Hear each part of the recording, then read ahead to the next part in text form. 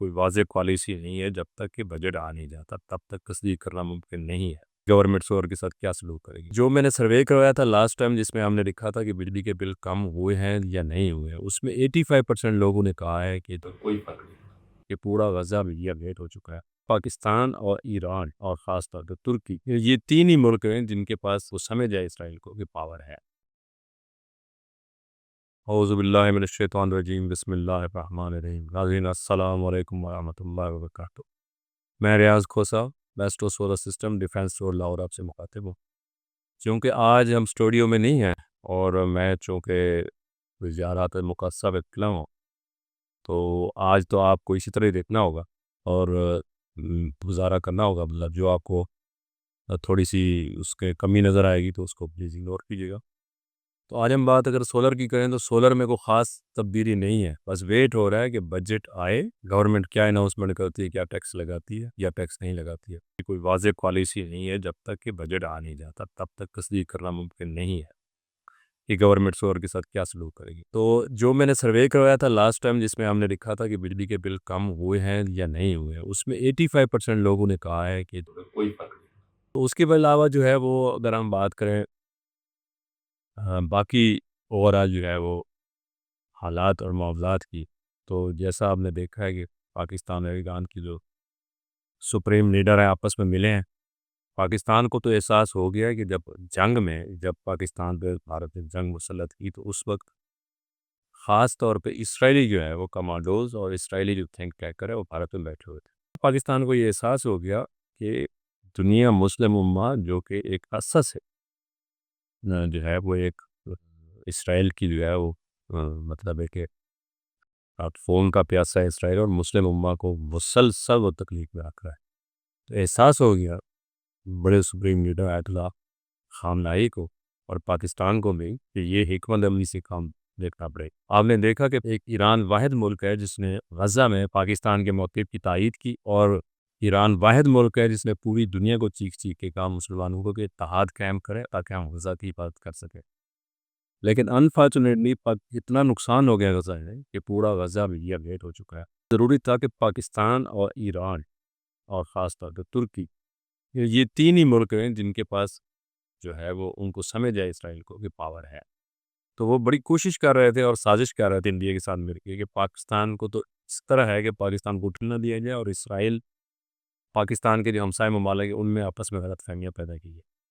تو اب چونکہ غلط فہمیاں کافی حد تک دور ہو چکی ہیں اور پاکستان نے ان کی ایٹمی طاقت کو انڈورس کیا، یہ سب سے بڑی خوش قسمتی ہے مسلمانوں کی کہ اس وقت آیت اللہ خامنائی نے پاکستان کی جو غزہ کے حوالے سے پالیسی اس کی تائید، اور یہ جو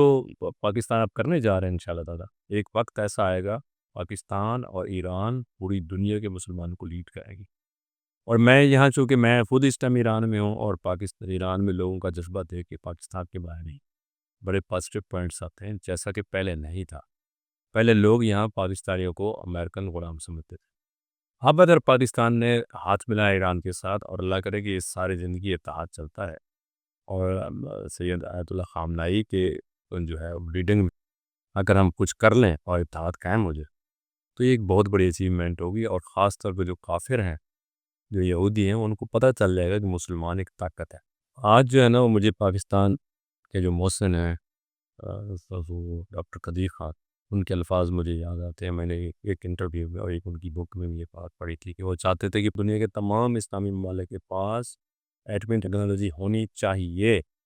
بلا شک وہ کسی بھی صورت میں وہ ہونی چاہیے، کیونکہ ان کو شاید جانتے تھے کہ یہود اور کفار جو ہے وہ پاکستان اور تمام اسلامی ممالک کے بہت بڑے دشمن ہیں، اور یہ بات تمام لوگ جانتے ہیں، اور وہ ان کی جو ڈبل پالیسی ہے، منافقت ہے، وہ سب کو پتہ ہے کہ وہ کہتے کیا ہے اور ان کے عمل میں کیا ہوتا ہے۔ تو یہ بات مجھے سمجھ میں آ گئی کہ پاکستان، میں تو خود چاہوں گا کہ میں تو ایران کو مبارکباد دوں گا کہ انہوں نے اگر ایسی ٹیکنالوجی حاصل کر لی ہے، جیسا کہ وہ کہہ رہے ہیں کہ ہم انشاءاللہ اس کے قریب پہنچ گئے۔ میں تو مبارکباد دوں گا پوری مسلم امہ کو اور ایران کو کہ وہ اتنی بڑی ٹیکنالوجی انہوں نے حاصل کر لی ہے، اور میں چاہوں گا یہ عراق کے پاس بھی ہو، یہ ترکی کے پاس بھی ہو، کیونکہ یہ بلا شک یہ ہماری حفاظت کی ضمانت ہے۔ اگر آج ہمارے پاس نہ ہوتا ایٹم بم تو میں گارنٹی کے ساتھ کہہ رہا ہوں کہ ہم بھارت کی کالونی ہوتے ہیں، لیکن اگر ہمارے پاس ایٹم بم ہے اور باقی اسلامی ممالک کے پاس اگر یہ چیزیں ہوں تو ان کی خود مختاری کو کوئی چھیڑ نہیں سکتا۔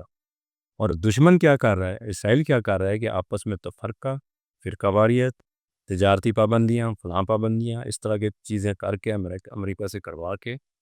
تو وہ محتاج رکھنا چاہتا ہے تمام اسلامی ممالک کو۔ وہ یہ چاہتا ہے کہ جو میں مرضی گلف میں کروں، اور جہاں میں جو چاہوں ساری ڈوریں میرے پاس ہوں، جو میں چاہوں وہ ویسے کروں۔ تو ایسا چونکہ انشاءاللہ تعالیٰ ممکن نہیں ہے، کیونکہ ایک یہود و کفار کی پالیسی اور ایک خدا کی پالیسی ہے۔ خدا کی پالیسی انشاءاللہ تعالیٰ ہمیشہ وہ بہترین پالیسی ساز ہے، اور اس نے مسلمانوں کو ایک طاقت بنانا ہی بنانا۔ تو اس وقت جو طاقت ہے وہ جو طاقت کے رنگ ہے وہ بدلتے جا رہے ہیں، اور انشاءاللہ تعالیٰ مجھے یقین ہے اگر مسلمانوں کا ایک ایسا بلاک بنے گا تو کوئی حرج نہیں، کوئی مسئلہ نہیں کہ ہم غزہ کو بھی حاصل کر رہے ہیں، اور شاید پھر اسرائیل بھی میٹ ہو جائے۔ اس کے ساتھ ہی میں بہت زیادہ محبت اور چاہتوں کے ساتھ اجازت چاہوں گا۔ نیکسٹ ولاگ میں انشاءاللہ دوبارہ بات ہوگی۔ السلام علیکم ورحمۃ اللہ وبرکاتہ۔ خدا حافظ۔